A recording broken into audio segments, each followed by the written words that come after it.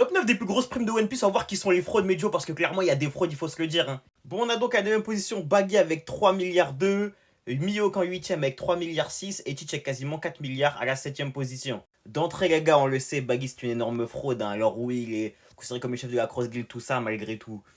Il ne vaut pas sa prime, on le sait. Mihawk, les gars, mérité, Teach également mérité. Les deux, en fait, c'est mérité, ce sont deux Yonko, enfin, deux équivalents Yonko avec le niveau Yonko, donc c'est absolument mérité.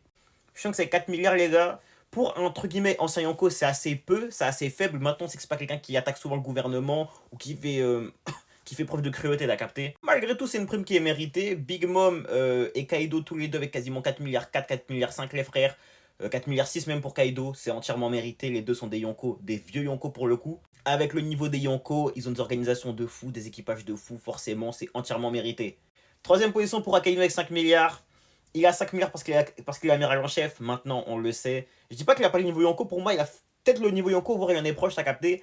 Maintenant il ne vaut pas 5 milliards en termes de niveau de puissance, t'as capté. Il ne vaut pas 5 milliards, on va pas se mentir les gars.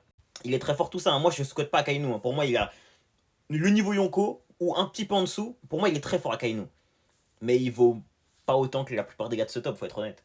Et du coup, Newgate 5 milliards 46 et Roger 5 milliards 5 sont les plus grosses primes connues. Maintenant, c'est qu'un mec comme Dragon est sûrement dans le top 9, c'est quasiment sûr et certain. Sabo et Luffy vont bientôt arriver aussi dans ce top, c'est sûr et certain. On peut ajouter à ça Xebec, Harald, Loki dont on connaît pas encore la prime, qui seront également... Non, pas Loki, excusez-moi, on connaît sa prime.